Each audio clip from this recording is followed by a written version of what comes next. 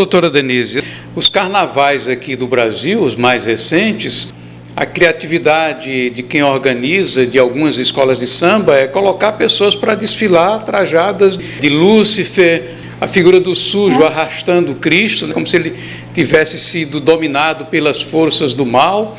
Por que isso tem sido muito presente, doutora, aí nesse espaço? Essa questão do mal no mundo decorre exatamente dessa perda de referências, de valores. Eu digo que a crise maior no mundo, que é a mãe de todas as crises, é a crise ética, é a crise de valores. Ela é que alimenta a crise política, a crise econômica, e assim devemos buscar sempre termos firmes, bases morais, para pautar nossa vida no mundo. Veja, nós temos aí essa situação em que cada vez mais se advoga alguns grupos o desencarceramento. Cristo nos ensina a que devemos sempre buscar assistir a viúva, visitar os presos, mas Cristo também nos chama a um arrependimento sincero por nossos erros, por nossas culpas, por nossos pecados. E o que vemos, muitas vezes, é essa justificação do mal. Nunca o crime decorre da responsabilidade também de indivíduos que buscam se afastar desses compromissos morais. A culpa é da sociedade, é de um discurso do ódio. Claro que a desagregação familiar, a sensação de impunidade, a exaltação do prazer, da satisfação pessoal, sem assumir que a vida também exige a gente tomar nossa cruz e, confiante em Deus, caminhar, porque a vida não é só prazer, a vida não é só alegria, também precisamos passar por sofrimentos, é natural. E esse mal no mundo graça exatamente por conta dessa perda em que vivemos, de que os valores morais, nossas referências éticas, a fé que nos faz conectar com o transcendente, de acreditar que somos pó e ao pó voltaremos, e que este mundo é uma passagem. E o que fazemos dessa passagem neste mundo é o que vai, eu acredito, abrir as portas para uma vida nova, neste momento tão oportuno, que Cristo nos promete e que diz: quem crê em mim não morrerá.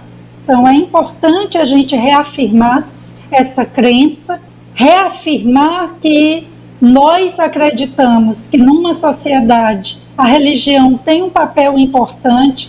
Veja, Arivan, tem tanto um papel importante que na lei de execução penal, dentre os direitos dos presos, o direito à assistência religiosa, porque acredita-se que a dimensão religiosa é uma dimensão também da vida humana.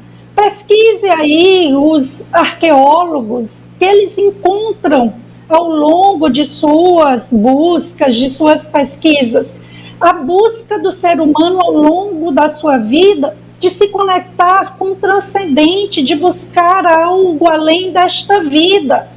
Na modernidade, veja, a Idade Média que é chamada a Idade das Trevas, a modernidade é a Idade da Razão.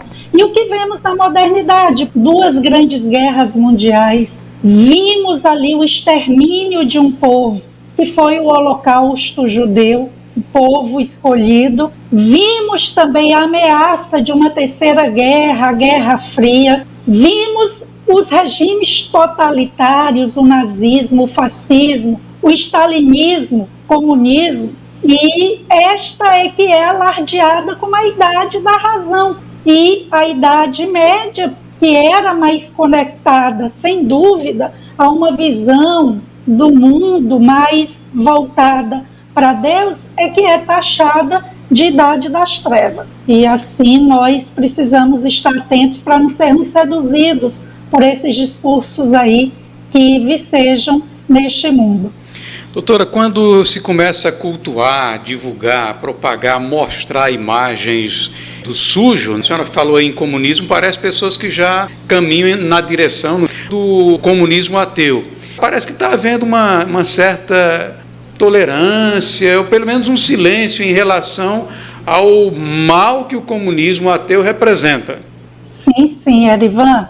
Houve uma trinca que trabalhou com afinco para frear e culminou no final dos anos 80 com a chamada queda do Muro de Berlim, e aquele chamado Império do Mal começa a ruir, liderado pela antiga União Soviética, onde o ideário ali comunista fez se irradiar para boa parte do Oriente, chegando ao Ocidente, aqui na América Latina. Cuba mesmo, até hoje, é um experimento falido dessa promessa de um mundo, de uma sociedade de iguais, e o que temos é uma elite vivendo na ostentação, na riqueza, um povo empobrecido, limitado em suas liberdades. E aí nós tivemos esse grande líder, santo hoje, João Paulo II, que, apoiado por lideranças políticas,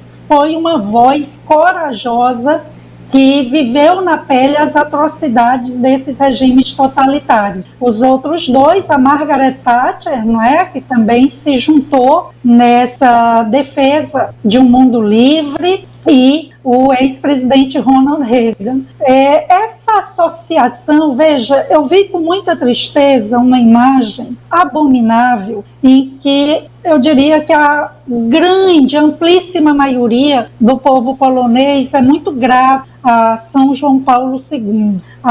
O catolicismo, hoje, a Polônia é uma das nações mais católicas do mundo.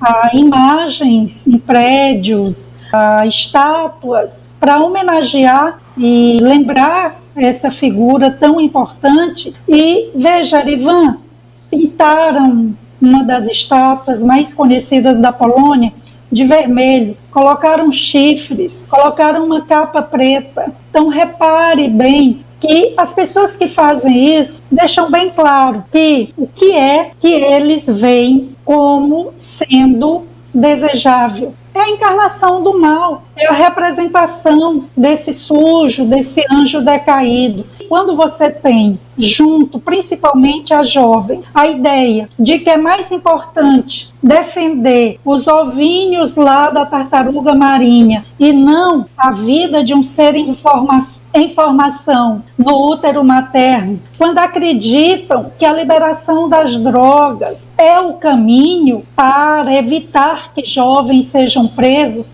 quando as estatísticas mostram que vários países e cidades que liberaram as drogas, o que houve foi um aumento exponencial da desordem, do consumo. Há imagens que qualquer um encontra tristes de cidades como São Francisco, Los Angeles, que tem uma política permissiva às drogas, e o quanto de pessoas ali vagando pelas ruas como verdadeiros zumbis. A própria questão dos ataques à família, a sexualização de crianças.